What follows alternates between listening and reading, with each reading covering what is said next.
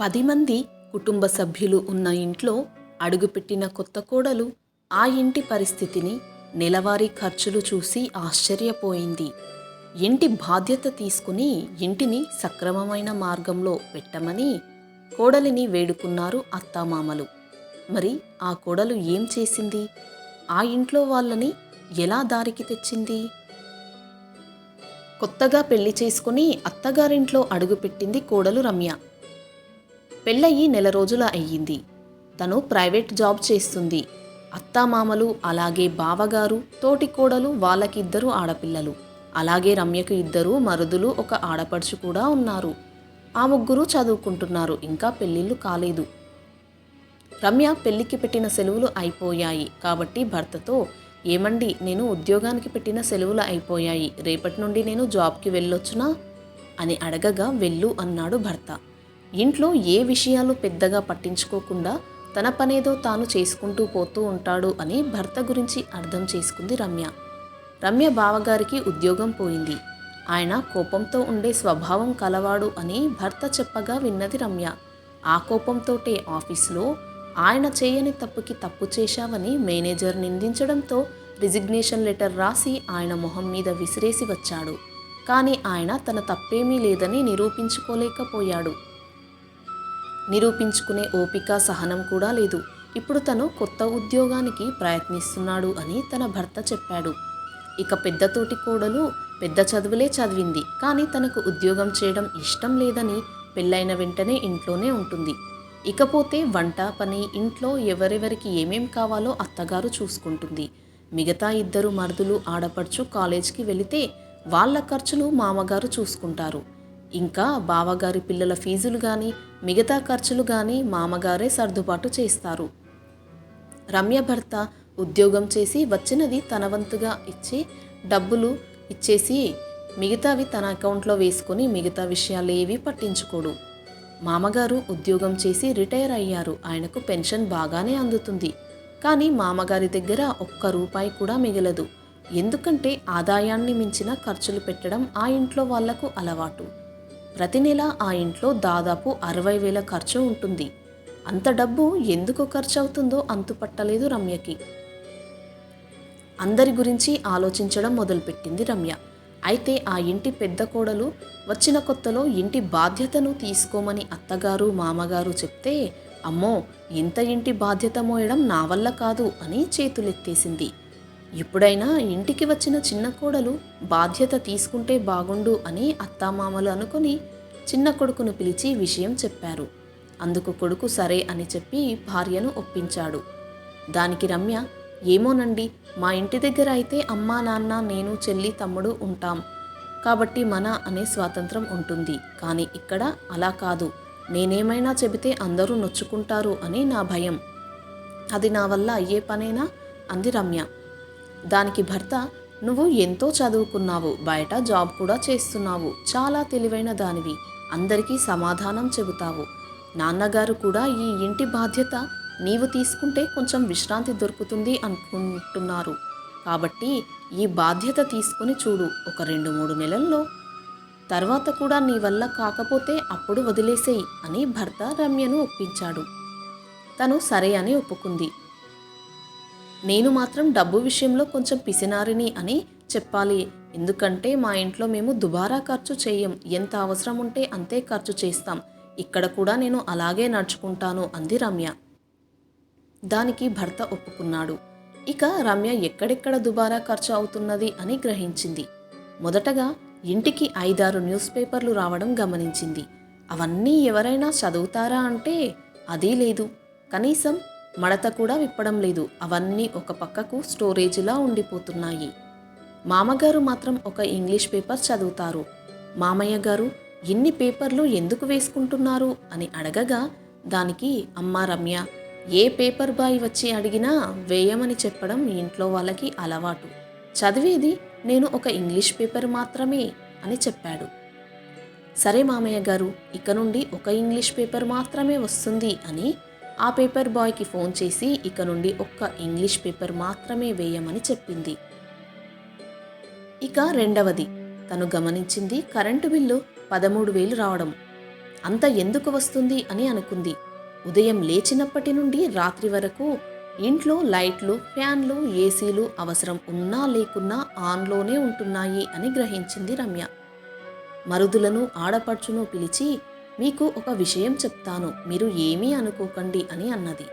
చెప్పండి వదినా అని ఆడపడుచు అనగా అప్పుడు రమ్య అంది, ఇక నుండి మీరు మీ రూమ్లో ఏసీలు, బల్బులు, ఫ్యాన్లు మీరు ఉన్నప్పుడు మాత్రమే వినియోగించండి.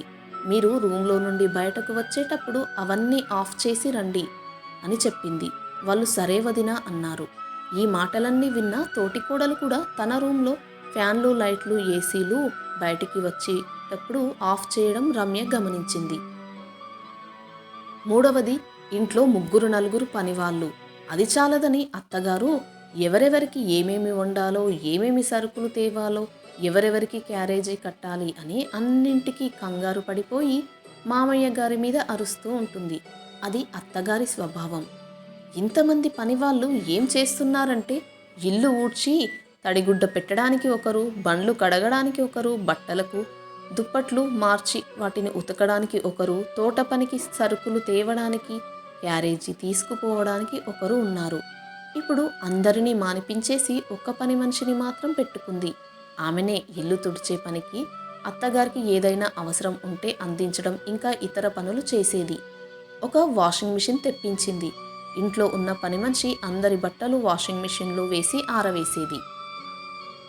ఇక మరుదులను ఆడపడుచును పిలిచి, ఇక నుండి మీ బట్టలు మీరే మడత పెట్టుకోవాలి, మీరే ఐరన్ చేసుకోవాలి అని అందరికీ ఐరన్ బాక్సులు తెచ్చి ఇచ్చింది. తోటి కోడల్ని కూడా పిలిచి, అక్క ఇక నుండి బావగారివి, పిల్లలవి, నీవి అన్నీ నువ్వే స్వయంగా చేసుకోవాలి అని చెప్పింది. సరే అని తన పనులు తానే చేసుకుంది పెద్ద కోడలు. ఇక నాలుగవది బండ్లు. ఒకటి తోటి కోడలికి, ఒకటి బావగారికి, మరుదులకు 2, ఆడపడుచుకు 1, మామగారికి 1. ఇన్ని బండ్లకు పెట్రోల్ ఖర్చు ఎంత వస్తుంది అని ఎవరికి అవసరం లేదు ఇంట్లో అనుకుని తోటికోడలు బండిని, 2 మరుదుల బండ్లను అమ్మేసింది. మరదలు ఆడపడుచు వీళ్ళు ఒకే కాలేజ్ కాబట్టి ఒకే బండి మీద వెళ్ళమన్నది. అంతేకాదు ఎవరి క్యారేజీ వాళ్ళే తీసుకెళ్ళాలి అని చెప్పింది. ఇక మామగారికి బండి అవసరం కాబట్టి ఒక బండి మామగారి కోసం, ఒక బండి బావగారి కోసం ఉంచింది. ఇక తన భర్తకు కారు ఉండడం వలన రోజు ఉదయం వెళ్ళేటప్పుడు పిల్లలను తీసుకువెళ్ళి మళ్ళీ వచ్చేటప్పుడు తీసుకువచ్చే పని అప్పచెప్పింది, స్కూల్ బస్సును మాన్పించేసి. ఇక పిల్లల ట్యూషన్కు నెలకు దాదాపు 10,000 అవుతుంది అని టీచర్ని మాన్పించి ఆడపడుచుని పిలిచి, ఇక నుండి పిల్లలకు నువ్వే ఇంటి దగ్గర ట్యూషన్ చెప్పాలి అని ఆడపడుచుకు అప్పచెప్పింది. ఇకపోతే మరుదులు పాకెట్ మనీ అని ఎంతంటే అంత తీసుకుని తోటి ఫ్రెండ్స్కి ఖర్చు పెట్టేవారు. అందుకనే వారికి డబ్బు విలువ తెలియడానికి 2 ట్యూషన్లు చెప్పి మీ పాకెట్ మనీ మీరే సంపాదించుకోవాలి, ఎవరి దగ్గర చేయి చాచకూడదు అని చెప్పింది. అప్పటి నుండి మరుదులు ట్యూషన్స్ చెప్పి వారి అవసరాలకు వాళ్ళే సంపాదించుకుంటున్నారు. ఇకపోతే బావగారు ఉద్యోగ ఇంటర్వ్యూలకు వెళ్ళి 1 గంట తర్వాత తిరిగి రావడం, తిని పడుకోవడం, మరలా సాయంత్రం లేచి ఏ ఫ్రెండ్కో ఫోన్ చేయడం, పనికిమాలిన బాతాకాని కొట్టడం చేసేవాడు.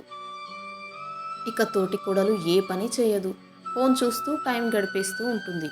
ఒకరోజు రమ్య బావగారి ఆఫీస్కి వెళ్ళి అక్కడ ఏం జరిగిందో అని తెలుసుకొని బావగారి తప్పేం లేదని మేనేజర్తో మాట్లాడి బావగారిని మళ్ళీ అదే ఉద్యోగానికి వెళ్ళేటట్లు చేసింది. తోటి కోడలతో, అక్క నీవు కూడా చదువుకున్నావు కదా, ఒక ఉద్యోగం చేసి నీ ఖర్చులు నీవు తెచ్చుకుంటే నీకు ఎంతో గౌరవంగా ఉంటుంది అని తోటి కోడలు కూడా ఉద్యోగానికి వెళ్ళేలా చేసింది. ఇక ఇంటి ఖర్చుకి వస్తే పాల ప్యాకెట్లు అవసరం ఉన్నా లేకున్నా తెచ్చిపడేయడం ఆ ఇంట్లో వాళ్ళకి అలవాటు. ఇక నుండి అవసరం మేరకే పాల ప్యాకెట్లు, అవసరం మేరకే సరుకుల లిస్టు రాసి మామగారికి చెప్పేది. కూరగాయలు వారానికి ఒకసారి తెచ్చి శుభ్రపరిచి ఫ్రిడ్జ్లో స్టోర్ చేసేవారు. అత్తయ్య గారు మీరు వంట చేయకండి, ఉదయం ఒకరము రాత్రికి ఒకరము లాగా మేము 2 కోడళ్ళము కలిసి వంట చేస్తాము అని అత్తకు కొంచెం విశ్రాంతిని కల్పించింది. ఇకపోతే ఇంటికి కిరాయి నెలకు 20,000. ఒక సొంత ఇల్లు ఉంటే బాగుంటుంది, ఎలాగో 20,000 రెంట్ కడుతున్నాము, దానికి ఇంకొంచెం డబ్బు కలిపి ఈఎంఐ కట్టగలిగితే లోన్ తీసుకోవచ్చు, మనకున్న ప్లాట్లలో ఇల్లు కట్టుకోవచ్చు అని భర్తతో చెప్పింది. దానికి కొంచెం ఆలోచించాలి కదా, కొంచెం టైం తీసుకుంటే బాగుంటుంది అని భర్త అన్నాడు. అవసరం లేదండి, నాకు ప్రమోషన్ వచ్చింది, మీకు ప్రమోషన్ వచ్చింది, బావగారికి కూడా జీతం వస్తుంది, అక్క కూడా ఉద్యోగం చేసి తన ఖర్చులు తను చూసుకుంటుంది, మరుదులు కూడా ట్యూషన్స్ చెప్పి వాళ్ళ ఖర్చులు వాళ్ళు తీర్చుకుంటున్నారు. కాబట్టి ఇక నుండి ఇంటి ఖర్చులకు బావగారు ఇస్తారు, మీరు ఇంటి ఖర్చులకు ఇచ్చే ఆ డబ్బులని లోన్గా కట్టండి అని నచ్చచెప్పింది. అత్తగారు మామగారితో అలాగే బావ తోటకోడలతో కలిసి ఒక నిర్ణయం తీసుకున్నారు. ఒక మంచి రోజు చూసి ఇల్లు కట్టడం మొదలుపెట్టారు. అది పెద్ద ఉమ్మడి కుటుంబం కాబట్టి అందరికీ సపరేట్ గదులు కట్టించారు. ఆడపడుచుకు కూడా కట్టించారు, రేపు పెళ్ళైన తర్వాత భర్తతో వస్తే ఉండడానికి అని. అలాగే పిల్లలకు కూడా సపరేట్ గదులు కట్టించింది. ఇంటి గృహప్రవేశం అయిపోయింది. కొన్ని రోజుల తర్వాత ఆడపడుచుకు ఒక మంచి సంబంధం చూసి పెళ్లి చేయాలనుకున్నారు. కానీ చేతిలో డబ్బు లేదు. బంగారం పెట్టి ఘనంగా పెళ్లి చేయాలంటే కనీసం దాదాపుగా 20 లక్షలన్నా కావాలి. ఇప్పుడు ఎలా అని మామగారు ఆలోచిస్తూ ఉండగా రమ్య వచ్చి, మామయ్య గారు ఏంటి ఆలోచిస్తున్నారు, ఆడపడుచు పెళ్లి గురించేనా అని అడిగింది. అవునమ్మా అని చెప్పాడు మామగారు. మామగారు మీరేం ఆలోచించకండి, నేను జాబ్ చేస్తున్నప్పటి నుండి నా జీతాన్ని ఈ ఇంటికి రూపాయి కూడా ఖర్చు పెట్టలేదు. ఇప్పుడు నా అకౌంట్లో 18 లక్షలు ఉన్నాయి అని చెక్కు రాసి ఇచ్చింది. అది చూసి పెద్ద కోడలు కూడా, మామయ్య గారు నా వంతుగా ఒక 5 లక్షలు ఇవ్వగలను అని 5 లక్షలు ఇచ్చింది. అది చూసిన మామగారు, అమ్మా మీరిద్దరూ చాలా ఔన్నత్యం ఉన్నవాళ్ళు, కానీ నేను మీ దగ్గర ఉన్న డబ్బును తీసుకోలేను, తీసుకొని మీకు రుణాన్ని తీర్చలేను అని బాధపడ్డాడు. అప్పుడు పెద్ద కోడలు అంది, మామయ్య గారు మనమంతా రమ్యకు రుణపడిపోయాము, అందులో నేను ఒకదానిని, ఇందులో నేను చేసింది ఏమీ లేదు, ఈ పొగడ్తలన్నీ రమ్యకే అని పెద్ద కోడలు అంటుంది. అయ్యో అక్క, ఇందులో నేను చేసిందేముంది, నేను అమలుపర్చానంతే, ఈ ఇంట్లో అందరూ మంచివాళ్ళే, నేను ఏది చెప్తే అది అందరూ చేశారు, ఒక్కరైనా నాకు ఎదురు చెప్పలేదు కాబట్టి నేను చేయగలిగింది చేశాను. పెద్దదాన్ని, ఈ ఇంటికి పెద్ద కోడల్ని అయినా ఈమె మాటలు నేనెందుకు వినాలి అని ఏనాడు నీవు అనుకోలేదు. అత్తయ్య మామగారితో సహా ఇంట్లో అందరూ నేను ఏది చెప్పినా ఎదురు చెప్పకుండా చేశారు, అందుకనే నాకంటే మీరందరూ గొప్పవారు అని రమ్య చెప్పింది. మామయ్య గారు మీరు ఇంకేం ఆలోచించకండి, ఇది ఉమ్మడి కుటుంబం, అందరిది బాధ్యత ఉంటుంది, కాబట్టి మా వంతు సాయంగా ఈ డబ్బు ఇస్తున్నాం అని తోటికోడలు ఇద్దరూ మామగారి చేతుల్లో డబ్బులు పెట్టారు. అమ్మ ఇవి నాకెందుకు, ఎప్పటిలాగే మీరిద్దరూ మీ చేతుల మీదుగా ఈ పెళ్లి జరిపించండి అన్నాడు మామగారు. సరే అని ఇద్దరు తోటికోడళ్ళు ఒక 10 లక్షలు పెట్టి బంగారము, ఒక 5 లక్షలు పెట్టి పెట్టిపోతలు, ఒక 5 లక్షలు పెట్టి పెళ్లి ఘనంగా జరిపించి ఆడపడుచును అత్తగారింటికి పంపించారు. ప్రతి ఇంటికి ఇలాంటి ఒక కోడలు ఉంటే ప్రతి ఇల్లు బాగుపడుతుంది అని ఆ అత్తామామ ఎంతో సంతోషించారు.